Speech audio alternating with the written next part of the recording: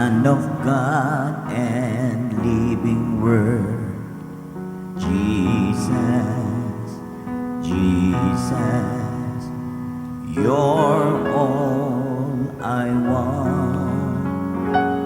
Wonderful Counselor, mighty God and Prince of Peace, Jesus, Jesus, you're all I want.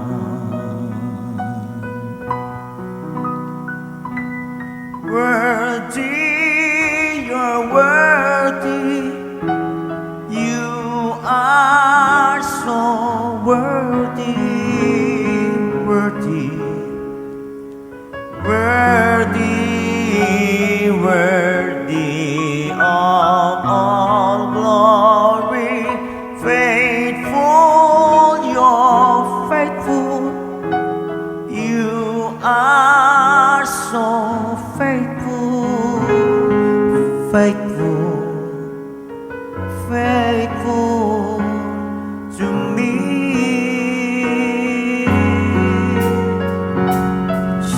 Jesus, my Jesus, Son of God and living Word.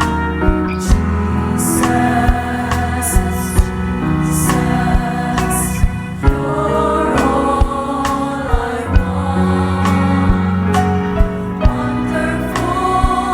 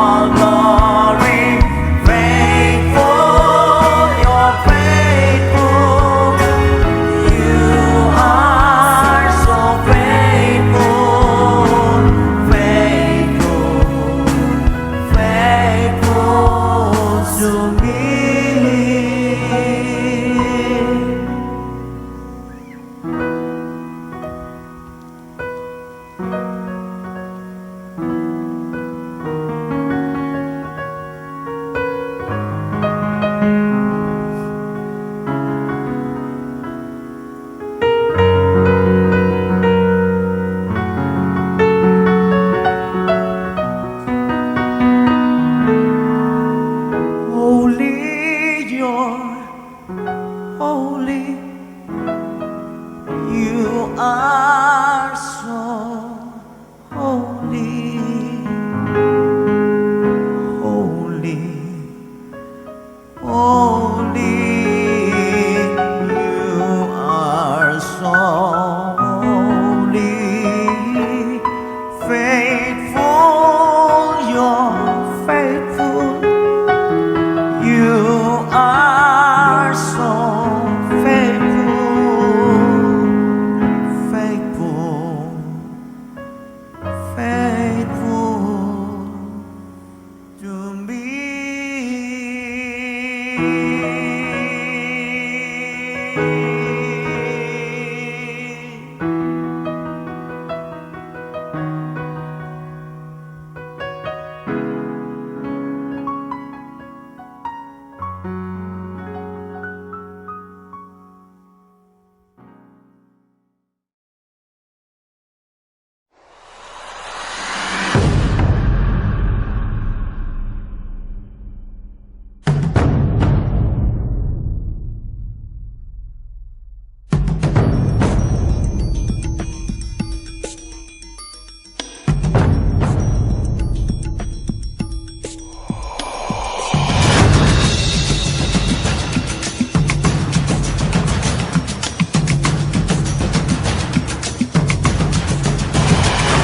Pagpapala ng Diyos ay nakadepende sa pangako niya sa iyo.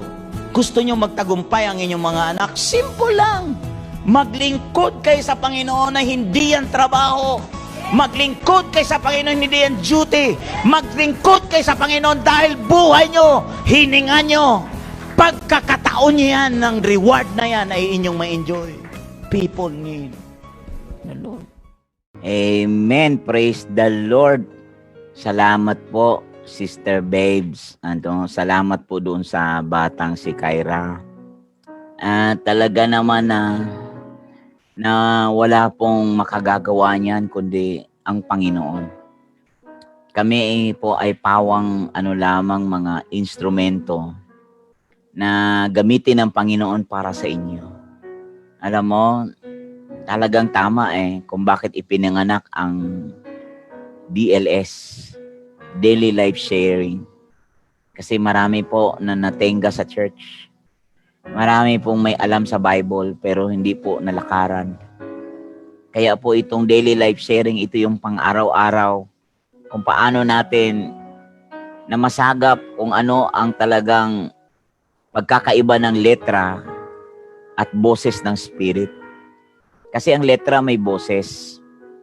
Kaya nga makikita nyo po na ang letra ay boses niyan ay puro alam ko yan, alam ko yan.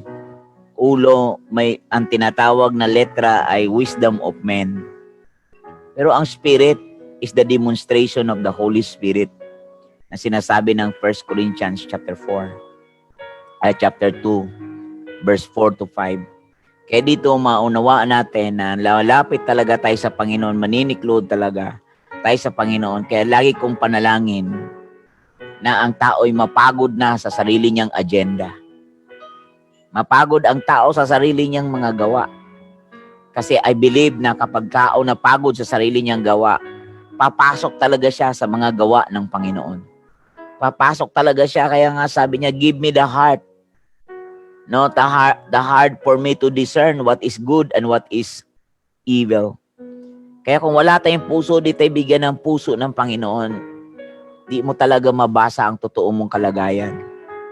Di mo masasalamin ang totoo mong kalagayan. Akala mo analytically okay ka pa. Pero ang totoo, spiritually laglag ka na. Ito ang nakakatakot, yung sinasabi ng 1 Corinthians 10:12, na mag-ingat yung taong nagsasabing siya'y nakatayo. Pero ang totoo, nakadapa na pala siya. Yan yung isang nakakatakot na status sa buhay.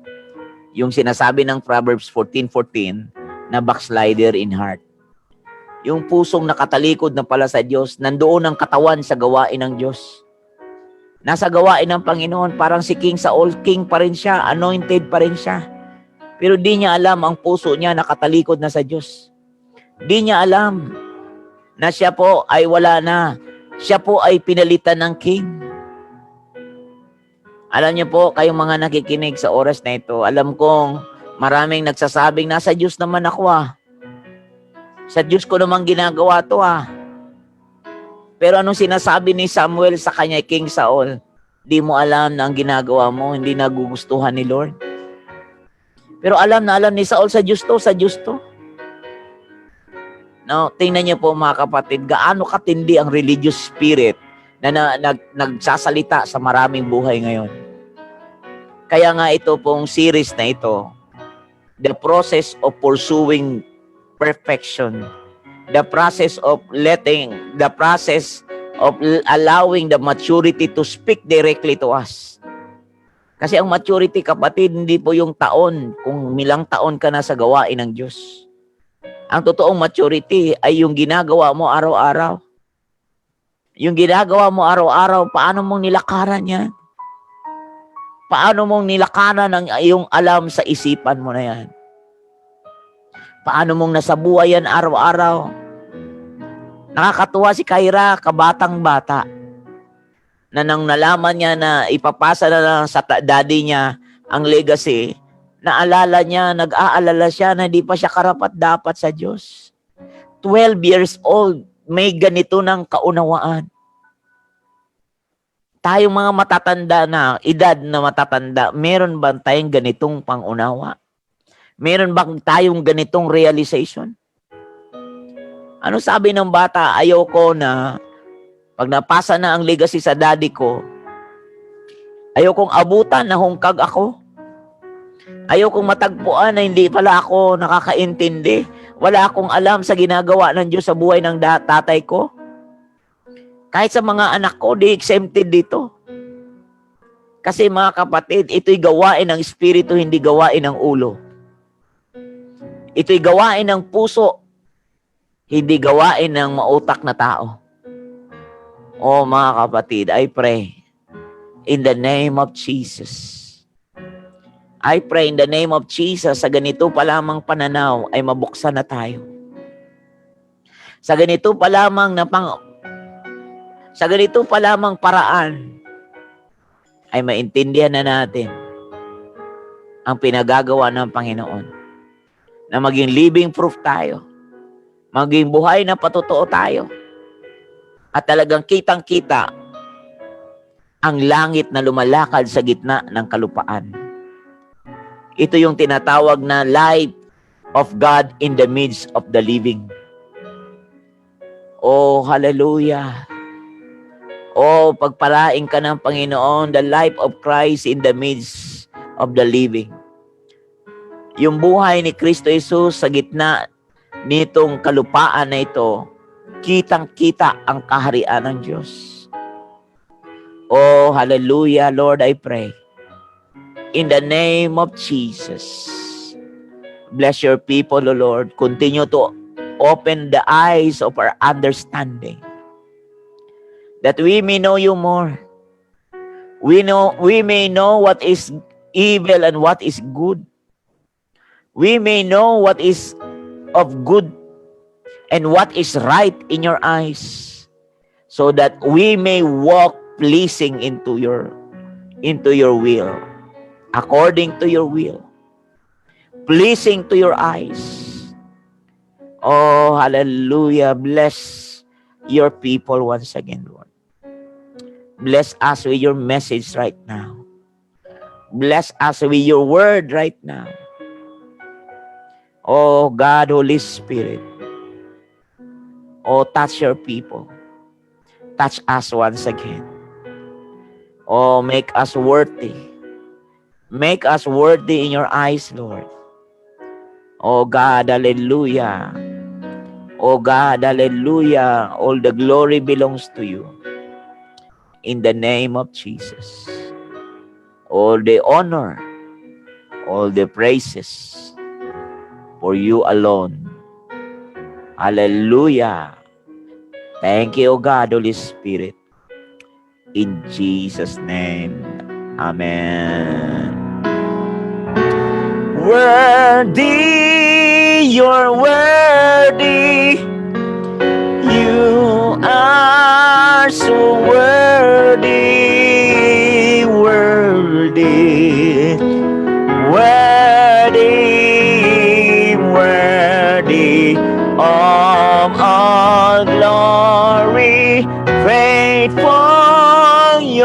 faithful. You are so faithful, faithful, faithful to me.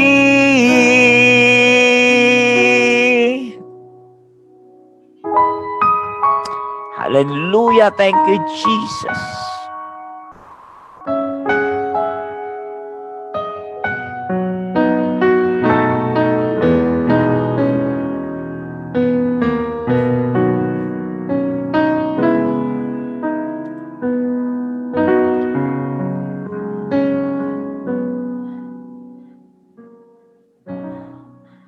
Amen. Praise God. Hallelujah. Magandang hapon po sa ating lahat, mga ka-DLS. At talaga naman, ang Diyos kung mangusap yan. Grabe talaga. Thank you, Kyra. Thank you, thank you. Thank you, Sister Babes.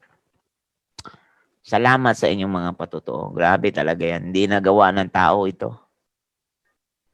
Gawain ng Diyos ito na ang tao talaga, di natin talaga gawain ang magbago. Gawain ng Diyos, baguhin tayo.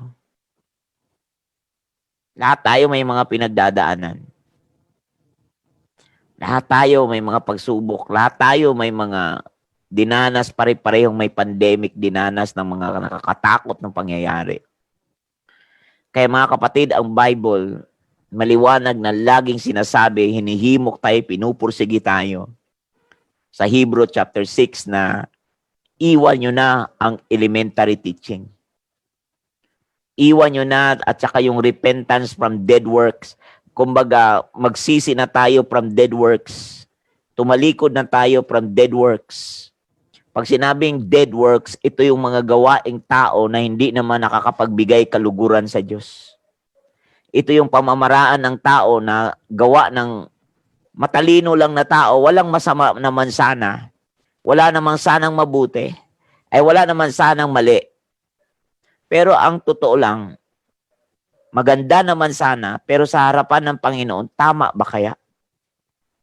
Mali ba ang yumaman? Di naman po Pero sa gitna ng pagyaman mo, sino ba ang naluluwalhati? Yan ang tanong dyan Sa gitna ng pagkakaroon mo ng lahat ng bagay, may pera ka, whatever, sino ang naluluwalhati? Isa pang tanong, kung ako ba yumaman ngayon, garantiya ba na wala na akong problema? Sige, sagutin mo ako dyan. Alam kong ikaw nakikinig ka. Kung yumaman ako ngayon, yumaman ka ngayon, at totoo namang mayaman ka na ngayon. Sunod na tanong, garantiya ba na wala ka ng problemang dadaanan? Sigurado ka na ba na wala talagang mga kabigatan, wala na talagang mga problema? Kasi noon, yan ang pangarap mo. Yun ang sabi mo lagi, Lord, magkapera lang ako, mawawala ang problema ko. Pero ang sunod kong tanong, nawala ba talaga? O lalong lumaki problema ko mo kung paano bantayan ang pera mo? Yun ang malaking bangungot mo. Kaya sabi ni Solomon, Lord, give me the heart. Give me the heart that I may see, I may understand what is of evil and what is of good. What is right and wrong. Without that, brothers and sisters, without that understanding, I am telling you, you cannot see yourself. Without God who can only open our eyes to understand. The only one can open our eyes to understand is God. Walang iba, God only. Nobody can do that. Right now, alam mo, hindi ko matapos-tapos tong series na to kasi napakalawak tong series na to. Napakalawak tong serye na ito, tong mensahe na ito. Di ko malubos maisip sa dami ng kapahayagan na binibigay ng Panginoon sa amin, sa atin. At ito'y para sa inyo. Kayong mga nakikinig, ito'y para sa inyo. Kung inyong mababantayan, kung mapapansin mo, sinasabi ng Revelation 3:18, buy gold tried in fire and white raiment, so you are clothed. Para mabihisan ka, para makaroon ka ng fine linen, magkaroon ka ng kasuotan. Di ba, mga kapatid? Yan po ang sinasabi ng salita ng Diyos.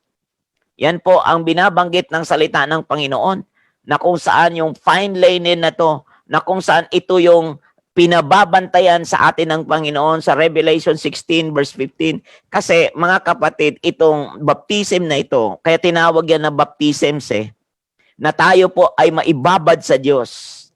At paano ka maibabad sa Panginoon? Mga kapatid, ay maibabad ka sa iba't ibang sitwasyon sa buhay dahil gusto niyang bihisan ka. Gusto niyang bigyan ka ng tamang bihis, na ang isa dito, pauupuin kang kasama ni Kristo, at ang mga pinauupo doon, tinanong ni Kristo, ikaw ba, kaya mo bang batain ang aking babatahin? Naalala niyo po ba na nung sinabi nung magkapatid na nung magkapatid na anak ni CBD, sinabi nung nanay, kung po pwedeng paupuin sa kanan mo ang aking anak, sa kaliwa ang isa naman. At mga kapatid, kaya kung mapapansin mo, ang Bible po nagsasabi na kaya mo bang harapin ang mga babatain ko? Kaya mo bang batain? Sa Matthew 20 verse 22 and 23, kaya mo bang batain yung hirap ko? Kaya nga mga kapatid, kung bakit itinitrain tayo na itong cup na ito from which Jesus drank is also the same cup that God wants us to understand. He is referring the baptism of suffering. And now, so that we can be clothed by that. We can be clothed that Christ-like character. We can be clothed that life from Jesus. We can possess that spirit of Jesus. Now, mga kapatid, the spirit of Jesus is a kind of spirit to direct you. That is the meaning of spirit of direction. Sa Acts 16, verse 6 to 7. If you have that spirit of Jesus, that spirit will direct you from all away from all the works of the enemy and save you from corruption work out of lust. Ito yung tinatawag na divine nature. Kaya nga mga kapatid, sinabi ng Bible, na sinabi ng salita ng Panginoon, kung iyong mababantayan, sinasabi ng salita ng Revelation, at sinasabi niya, buy gold tried in fire and white raiment. In white raiment. Kaya nga ito, buy gold. Sabi niya, to buy from me gold refined in the fire, that you may be rich, and white garments that you may be clothed, that the shame of your nakedness may not be revealed, and anoint your eyes with eye. Anoint your eyes with eyes like with eyes that could see. Oh mga kapatid, iyan po yung buy. To buy from me gold in Isaiah 55 verse 1. Kayong mga thirsty, kayong mga uhaw, bumili kayo sa akin. Kayong mga walang pera, bumili kayo sa akin ng gold. Bumili kayo sa akin. Kayong mga walang pera, bumili kayo sa akin. Kung iyong iliteral ang salitang bumili, mabibili mo ba yon? No. Ang ibig sabihin ng bili o buy means pay the price. You have to pay the price. Kasi ano yung pay the price? You have to be ready with the discipline, because without discipline, there is no holiness, as Hebrew 12 verse 10 verse said. There is no holiness as Hebrews 12 verse 7 to 10. Wala pong holiness kung walang discipline. Kaya nga po itong to buy from me gold refined in the fire, that you may be rich. Rich in what? Material ba? No. Sabi ng 2 Corinthians chapter 4 verse 18, kami ay hindi tumitingin sa panlabas. Kami ay tumitingin doon sa di nakikita, di kami tumitingin sa nakikita, kundi we look what is unseen, because what is unseen is eternal. Ito ba yung rich na sinasabing may pera? No. Hindi lang yang rich. Rich in goodness, rich in Philippians 4:10, rich in goodness, rich in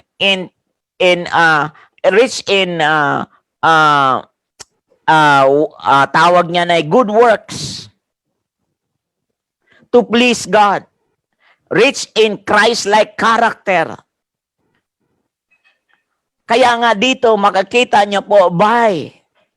Ito po, pag sinabing buy means he's talking to you to pay something, to pay attention, to cooperate, to participate. He is talking about to participate. Kaya nga sa Revelation chapter 16, verse 15, watch, keep garments. Kailangang ingatan mo ang iyong kasuotan. Behold, I am coming as a thief. As a thief. Blessed is he who watches and keep his garments, lest he walk naked and they see his shame. And they gathered them together to the place called in Hebrew, Armageddon. Ano tong Armageddon? Ito po yung labanan, mga kapatid. At hindi yan para lang sa darating na panahon. Ihahanda ka ngayon na mayroong kang kasuotan na tama.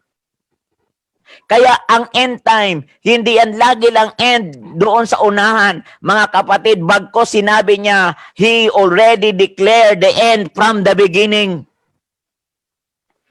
Kaya malaking kasalanan natin yung lagi natin sinasabi, only God knows. Don't you ever know, God always begin with the end. Kaya He declare what is He declare from the end. He declare the end from the beginning. That's why it is a big sin that we always say, oh God, only God knows. Yan ang malaki mong kasalanan. Dahil bakit? Yan ang malaki nating kasalanan. Bakit hindi gagawa ang Diyos na hindi niya papaalam sa tao? Kaya binigyan ka niya ng Spirit. Searching all, sabi ng 1 Corinthians 2:10. It's the Spirit that give you and enable you to search all, even the depths of God. Kaya ito, mga kapatid, sinabi niyang, blessed is he who watches, na naging mapagbantay, and keep his garments. Keep his garments. Binabantayan na walang dungis ang kanyang kasuutan. Otherwise, sabi niya, lest he walk naked and they see his shame. At sa panahon ng Armageddon, pag wala kang ganyang kasuutan, mga kapatid, you are not rightful, you are not right to do the things of God in that battle. Oh, I'm telling you, brothers and sisters, ito po yung right garments na to.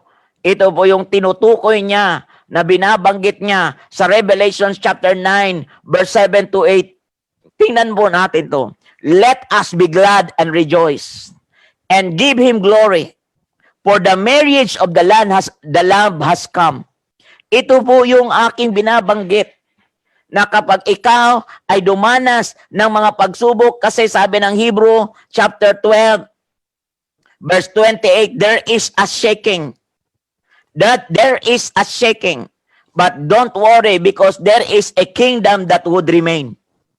The kingdom that cannot be shaken. The kingdom of God. Don't worry why God once again wants to shook it once again. To shake it once again. So that para matira ang di nayayanig. para matira ang di nayayanig at maalis ang mga nayayanig. Kaya sinasabi dito, keep watch. Keep watch. Ito yung suffering na hindi kayong nagtitiis ka sa kasalanang ginagawa mo.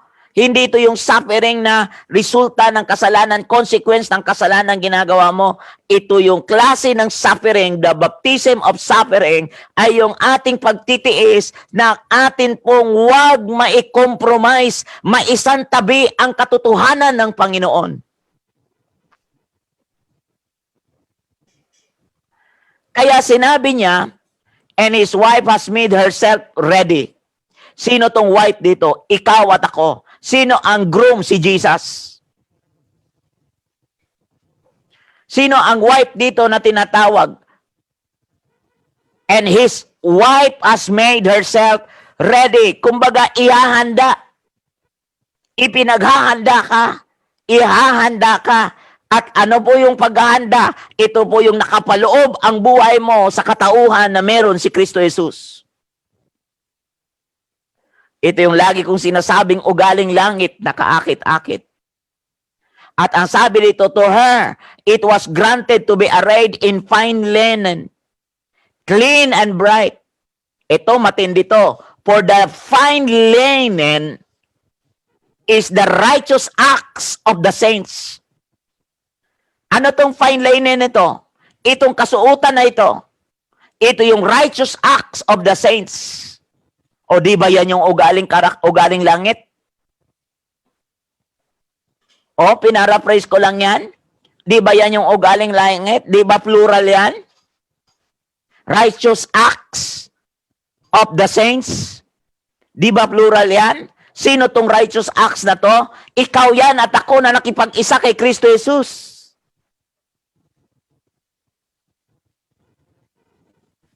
Oh, what a mighty God. At bilang nakipag-isa kay Kristo Jesus, laging sinasabi ng salita ng Diyos, put on the Lord Jesus sa Colossians 3 verse 10.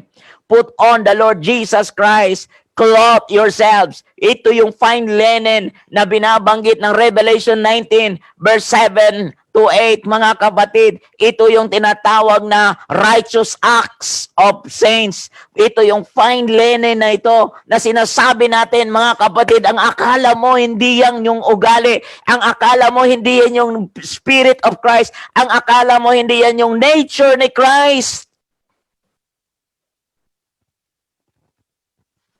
Akala mo literal lang yan na sinasabi, o damitan ka? No.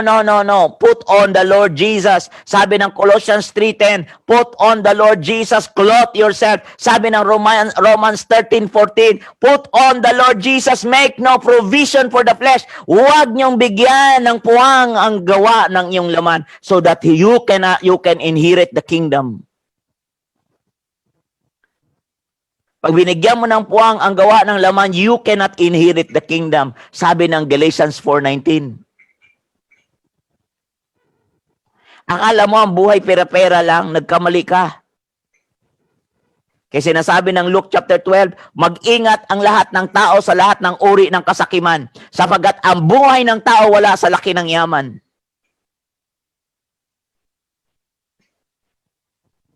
Buhay mo wala sa laki ng iyong hinahawakan. Alam kong kailangan mo yan. Pero hindi yan ang basihan ng ganap na buhay. Kundi ang buhay pa rin ay nababatay pa rin kung gaano kataas si Kristo Jesus sa buhay mo. Makikita niyo, put on. Kaya sinasabi ng Colossians 3:14, put on love. Ngayon, naintindihan mo yung put on love. At ano ang put on love na yan? Ito yung gusto kong isa-isahin sana sa inyo eh. Kung kakayanin pa natin. Pag hindi, Lunes na naman tayo. Sa dami ng gustong ipahayag ng Diyos sa atin. Sa pang-araw-araw na ito, kung paano tayo naging buo, paano tayo nagpaayos, paano tayong nag-aalaw sa Panginoon. Inaalaw natin fully na umabot tayo sa Lord, not my will, but your will be done. umabot tayo sa kaunawaan, kapahayagan, na umabot tayo to the point na masabi mo, na Lord, not my will, but your will be done. At paano ka aabot niyan? Yung taong nagdidisiplina sa'yo, iniiwanan mo. Siya na nga lang ang matyaga sa'yo, iniiwasan mo pa. Ito na nga lang ang nandidiretsa sa'yo, iniiwanan mo. Kasi bakit? Hindi ka teachable. Hindi ka pa humble enough na tumanggap na ikaw ay basagin. Basagin ang gawa ng iyong mga laman. Hindi ka submissive enough. Alam mo ba, humility means rating yourself insignificant. Yan naman talaga ang meaning ng Bible. Ano bang meaning ng not my will? But your will be done. Di ba yan none of us and all of Him? So ano meaning ng humility? Di ba yung i-rate mo ang sarili mo? Not important kasi walang importante sa iyo kundi ang Diyos.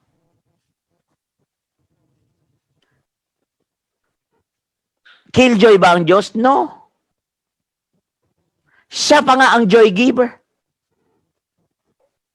O kapag lalapit ako dyan sa gawain nyo, mawawala na yung kasayahan ko kasi ang daming bawal dyan. Sige, enjoy now, pay later. Anong gusto mo? Ligaya ngayon? Hirap bukas? O di baling magtiis ngayon? Kagalakan bukas. Saan ka sa dalawa?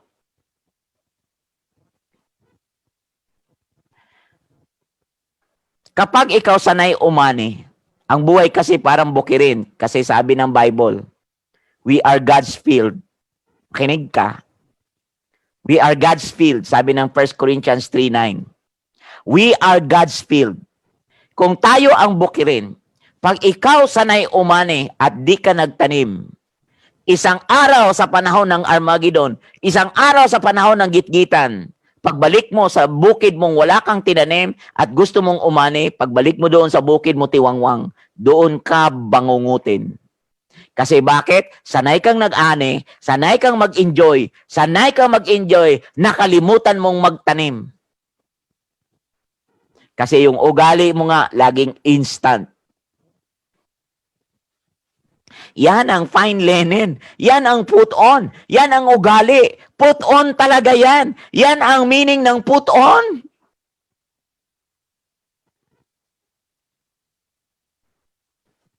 Pag di mo papayagan, yan ang put on.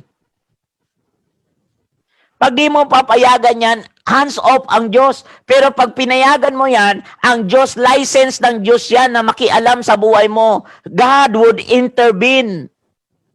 Kasi mga kapatid, gusto kong malaman mo, ang earth binigay ng Diyos sa tao 100%.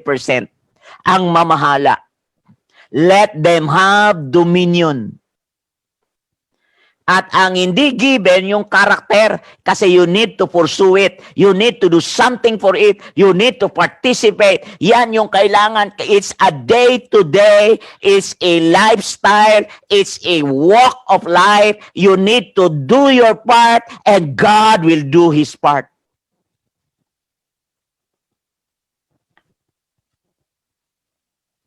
Kaya sinasabi ng James 4, draw nigh to Him and He will draw nigh to you.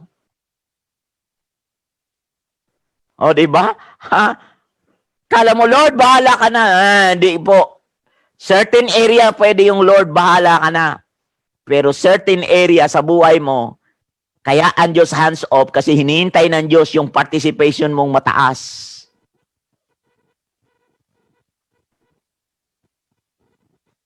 Gusto mong kumain ng okra? Di ka naman nagtanim. O, tingnan mo. Gusto mong kumain ng kalabasa? Di ka naman nagtanim. Gusto mong kumain ng bayabas? Di ka naman nagtanim. Kasi yun ang gusto mo, bayabas. Anong tinanim mo? Huh? Dalanghita. O, di ba, Bayabas, gusto mo ba't dalanghita tinanim mo? Eh, basta tanim. Oh, tingnan mo naman. Baka. Ay, nako. Ay, Diyos ko. Hallelujah. Kaya pwede na yung pwede na. Oh, tingnan mo, bandang uli. Dalanghita pala bunga. Kasi ang iniisip mo, basta tanim yan. Tingnan niyo po Kaya nga sinasabi niya na, but above all these things, put on love sa verse 14. Put on love, which is the bond of perfection. Papunta talaga sa perfection.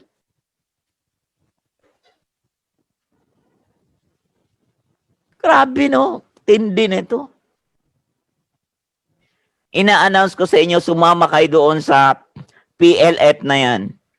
Sumama kayo, the challenge of new normal. Sama kayo. Alam niyo po ba? Sumama kayo. The challenge of new normal. Yan, alam niyo po, mga kapatid, I am telling you a lot of things you need to know and you need to learn and you need to walk. Yan ang isa sa mga put on. Huwag mong kaligtaan. Mas mabilis ka pa kasi sa sinihan Mas mabilis ka pa kasi sa palabas Mas mabilis ka pa. Pero yung mga puro lang naman yan palabas. Pag sinabing palabas, di totoo. Palabas nga O, drama nga Kaya madrama buhay mo. Drama buhay natin. Kaya lagi na lang tayo, nasaktan ako kasi ganito. Kalaga naman Ikaw naman, di kita inaano inaano ko lang to sa'yo, pinapaalala ko lang, heart to heart, please. Wala pong personalan. Di ikaw po ang pinatatamaan ko, tinatama lang kita. Okay lang po ba makausap kita ng puso sa puso? Okay lang po ba mag-usap tayo puso sa puso? Kasi alam niyo po, puso ng Diyos ito. Di ko may pangako na matapos ito ngayon. Kasi ang dami nito mga kapatid. Grabe. So abang nagdinilay nga ako nito, grabe no. Parang hindi ko kulang ang oras. Pero talagang kailangan kong gawin na kasi tayo, gandoon lang yung ating capacity. Pag sumobra ako, wala ka nang ganang makinig. Baka mauwi lang sa wala yung may kwentang mga mensahe. At mga kapatid, kaya makikita mo, put on love. Put on love. Kasi ito po yun. Ito po yung, alam mo, which is the bond, no? Which is the bond of perfection. Meron po talagang perfection. Meron po talagang kapupuntahan tayo. Meron po talagang tinatawag sa Bisaya pa yan, kahingpitan. May hingpit yun tagmaayo. Sa Tagalog pa yan, magiging ganap ito. Ito ang ganap na, ay Diyos ko. Natutuong pagkikipag-isa sa Diyos at sa kapwa-tao. Kaya nga sinasabi nga niya, and let the peace of God, let the peace of God, at ang peace of God na yan, hallelujah, the God of peace and the peace of God, mga kapatid, ito po yung ipapractice natin. Exercise those things. I-exercise. There is something that we need to exercise the way that God wants. We need to practice it the way that God wants. We need to see it. We need to do it the way that God wants. Ito po yung ways of God.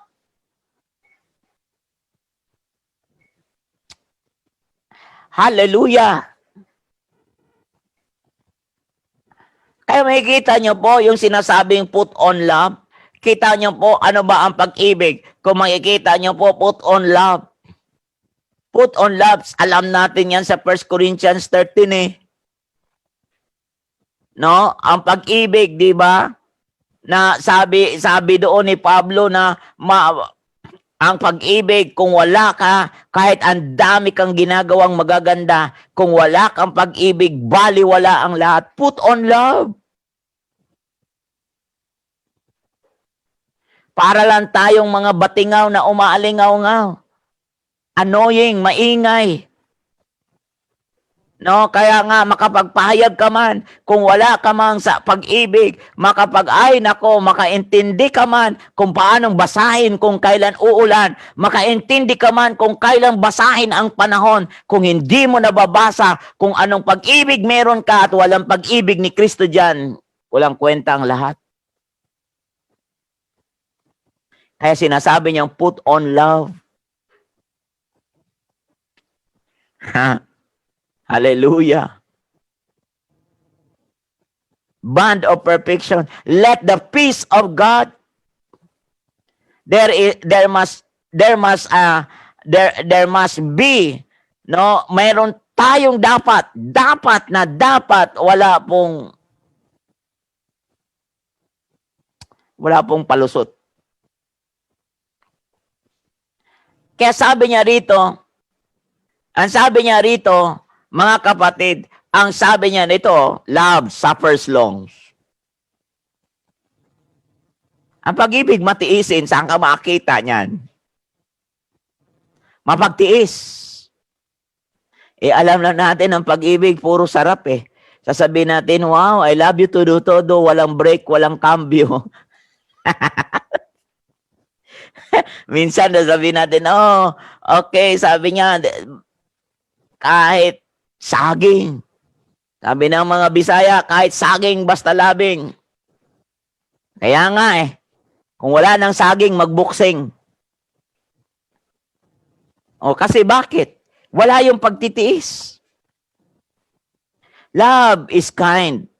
Love does not envy. Di po naiinggit. Di walang inggit kasi kung saan naghahari, James chapter 3, verse 19, kung saan naghahari ang inggit, na doon ang kasama ang mga masasamang gawa. Ang pag-ibig does not parade itself, di mayabang. Is not pop up, does not behave rudely, does not seek its own, di makasarili. Hindi po siya taklesa, hindi po siya, ang pag-ibig ay talagang, makita mo dyan, yan po yung ipinapasuot Kala nyo automatic? No. Kaya iron sharpens iron. Kaya binigyan ka ng kapartner na yan, kasi iyan ang eksaktong makapagpapaalis o makapagkiskisan, tatalas ka. Yang partner mo na yan, alam mo kung bakit binigay sa'yo dyan, para ma-practice mo talaga ano yung binigay ng Diyos na klase ng dimension ng pag-ibig sa iyo. Kaya nga makikita mo na ang pag-ibig ay may taas, may lalim, may lawak, may haba. Yan po yung apat. Mga kapatid, may dimension ng pag-ibig. Put on.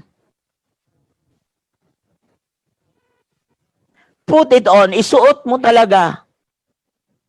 I-apply mo talaga. Yang isang PLF na yan, part ito ng pagpuput on.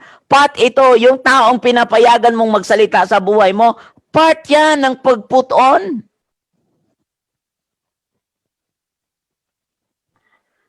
Isa yan sa palatandaan ng pagsuot mo. What is right in the eyes of God. What is not only good, but right in the eyes of God. Yan po yung parte ng pag-put on. Put on love. Put on Jesus Christ. Put on the Lord Jesus Christ. Mga kapatid, does not seek its own. Di siya makasarili. Hindi rin siya nambubuyo. Is not provoked. Hindi rin siya nag-iisip ng masama. Yan ang pag-ibig na meron ka. Yan ang pinapasuot ng Panginoong Hesus sa iyo. At inulit din ni Apostol Pablo yan. At inulit din ni Apostol Pedro yan. Ilan paulit-ulit sa Bible, inulit-ulit ito sa atin. at huwag bigyang puwang ang laman. At makikita mo nga kapatid, kung mapapansin mo talagang, ay Diyos ko, haleluya, kailangan natin ang isa't isa. Kailangan mo ako, kailangan din kita. Hindi ito ako mas okay kaysa sa iyo. Hindi rin ito yung okay ka kaysa sa akin. Hindi rin ito issue na ang aming simbahan mas malaki sa iyo. Ang aming simbahan din ay mas malaki sa iyo. Ang aming simbahan, mga kapatid, diyan issue anong grupo ka. Hindi ito grupong na mas tama kami sa iyo. Kaya tingnan mo ang buhay mo, mukhang may tama.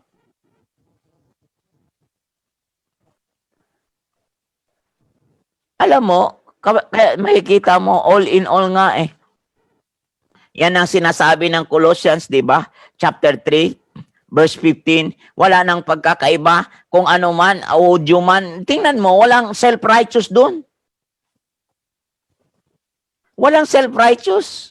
Wala nagsasabi na mas okay ako kaysa sa inyo. Kaya binabanggit ng Colossians na walang mas okay, walang di okay. Wala, mga kapatid. Meron talaga, mga kapatid, na mapapansin mo, mga ka-DLS, mga ka-abangers. Kaya pag makikita po natin ito sa pagdating ng Armageddon na yon, pagdating ng mga grabing labanan na sa oras na yon, Armageddon nga to, the Battle of Armageddon. Di ko ikukwento ito sa iyo kung ano ang Armageddon. Basta labanan yon. Mas matindi kaysa pandemic yon. May iba outline natin, may iba topic natin. Ang aking tinuturo ngayon, mahanda ka, maging ready ka. The wife must be ready. Kabaga, has made ready. Yung sinasabi ng Revelation na yung pag-ibig na yan ay maging handa ka, mga kapatid. Kasi bakit? Kasi lahat ito ay magagamit natin balang araw.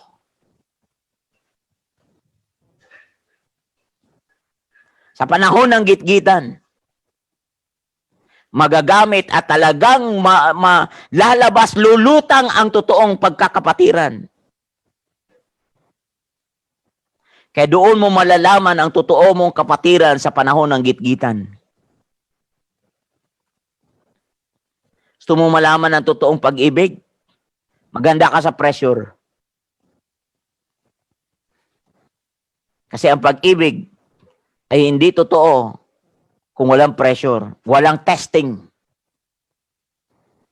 Believe me, yan ang suffering na baptism. Yung apoy ng mga pagtitiis. Kaya ang pag-ibig, mapagtiis, matiisin. Pagtiisan mo yan. Kasi yan ang sinabi mong I love you todo-todo noon eh. Pangatawanan mo ngayon yan.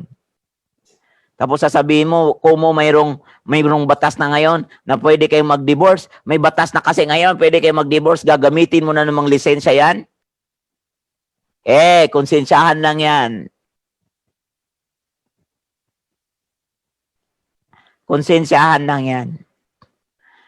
Ano sabi ni Ate Babes? Nakakapag-asawa siya ng hindi mananampalataya. Ang akala niya, okay na kasi gusto siyang tumakas sa responsibilidad doon sa pinapagawa sa kanyang pamilya. Ang sabi niya, wow, mali. Natawa ako doon. Na wow, mali. Pero ngayon ang tanong, ginamit ba niyang license yon? Na kahit na mamali siya, ginamit niya bang license yun na iwanan na talaga kita kasi okay naman ang batas? Hey, mga kapatid, huwag mong gamitin ang batas para lumusot ka. Para gamitin mong lisensya na makaiwas ka sa kapalpakan mong ginawa. Konsensyahan lang yan. Kung mataas ang conscience mo, kaya nga mga kapatid, tinatanggap ko na mag-divorce ka kasi di na talaga kayo sa simula pa at hindi ka mananampalataya. Kinonsider ko yan. Diyos naman, ayaw naman sana talaga ng divorce eh. At bakit pinaintulot ng Diyos? Sabi niya dahil sa katigasan ng ulo nyo. Alam mo, kaya ang Panginoon nagpuno, di ba? Kahit na mga tao noon kay reklamador, ang Diyos ba tinanggihan sila? Tinugon din naman sila eh. Pero nakaligtas ba sila sa consequence? No! O kaya kung ayaw mong bangungutin, magpatama ka. Wag mo, kaya nga lagi sinabi ko sa panahon ng Miyerkules, yung spirit of the law. Kaya sabi ko, moral is law. But law is not necessarily moral. Batas yan eh. Moral is law. Totoo yan, kitang-kita mo yung batas na lumalakad. Yun yung spirit of the law. Oh, kaya yung pag-ibig na yan, kaya itong suffering na ito ay atin pong maranasan na, Lord, pagtsatsagaan ko to kasi pinasok ko to. Yan ang ibig sabihin ng baptism of suffering. Lord, pinasok ko to kasi nasabi kong I love you noon eh. Mali. Now ngayon sila ba'y di na sinop ni Ate Babe? Sila ba'y di na ayos na mag-asawa? Ginamit ba nila yung batas para sabing lumusot si Ate Babe sa kanyang pagkakamali? Mas lalo niyang tinayuan na Lord loves suffers long at mahaba ang ano na yan. At aking gusto akong pumasa. At tingnan niyo po, nang pumasa si Ate Babes na matinding pagsasama na hindi sila hinahabol ng kanilang bangungot ng konsensya. O mga kapatid, kaya, alam mo, kapag di natin to naintindihan, di natin, kasi palusot tayo, kasi yan nga kasi, hindi lahat matured. Meron din nagpatotoo sa kawayan, sinasapak pa siya ng asawa niya. Minsan nga, hanapin mo yan, anak, Gabi, i-play mo nga yon sa Lunes, yung taga-kawayan, yung babae na, attender ni Pastor Den yun eh, agsunod. Alam niyo po, mga kapatid sa GCC Kawayan, yung babae na sinasapak siya, ginagawan siya ng anuman, alam mo ba, meron time na gusto niya ng iwanan, ay grabe yun, makinig ka sa patotoong yun. Ito yung maliwanag na put on love. Yun ang maliwanag na put on love talaga, ay talagang madali yung kanyang dinaanan. Pero anong nangyari ngayon? Naniwala yung asawa. Tama ang 1 Corinthians 7. Dahil sa inyong pananampalataya, yung mga di mananampalataya ay maniniwala sa Diyos na nakikita sa iyong asawa. Di ba yan put on love? Oh, hallelujah. Ikaw namang divorce na, huwag ka nang makonsensya, tapos na yan eh. Tapos ka na eh. Kung pwede lang sanang ibalik.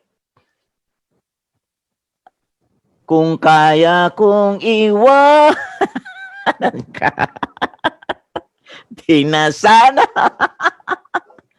Ay, hanggang kanta ka na lang. Mga kapatid, grabe to, put on. Ito yung suffering baptism, apoy ng pagtitiis, upang yung shaking, sa gitna ng shaking, kaya tayo ihahanda ng Lord, fine linen, ito yung acts of, alam mo ba, yung righteous acts of the saints. Grabe no? Grabe tong revelation na to. Alam mo, hindi talaga blessed na blessed ako dito sa word na to. Alam mo, parang ayaw kong iwanan, no? Parang di ko gustong tantanan na marinig natin lahat ito, na ito po yung, wag po mag-isip na ang baptism lubog lang sa tubig. Yun lang alam natin kasi. Tingnan mo, sa kalubog sa tubig, 1,000 ka pang ilubog sa tubig, tingnan mo, walang nagbago sa'yo. Natatawa tuloy ako. Alam mo, kasi niwala tayo. Ako po'y namamanig sa puso nyo na ang Diyos talaga, gusto niya na talagang i-address yung problema mo. I-address talaga yan. I-ayos talaga tayo. Masinop talaga tayo. Masinop talaga tayo. At lagyan tayo ng isang buhay na ganap at kasiyasiya kung atin pong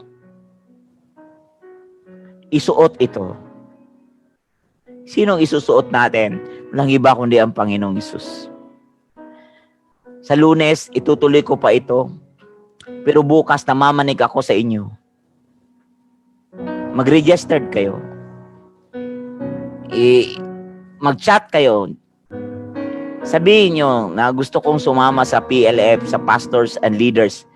Paano, pastor? Di naman ako leader. O di ka leader sa papel. Pero kandidato ka naman by heart na maging leader. Just come. Learn. Know. Learn and know what God is trying to do in your life. Is going to do in your life, not trying. Going to do in your life. Just ask. Alam niyo po, mas matindi nga nung na born again ka, naging Kristiyano ka, ito yung tamang time na dapat kang matrain sa isip. Matrain ang ating pangunawa, matrain ang ating puso, matrain ang ating spirit. O Panginoon, sa oras na ito, itinataas ko ang aking kapatid. Pinagpapala sa pangalan ni Jesus. Salamat, Lord, in Jesus' name. Sa pagpapala mo sa buhay ng aking mga kapatid na nakikinig sa oras na ito. O Lord, abutin mo sila. Bigyan ng kakayanan, lakas na masunod ang iyong kalooban. Salamat, Lord. In Jesus' name. Amen and amen.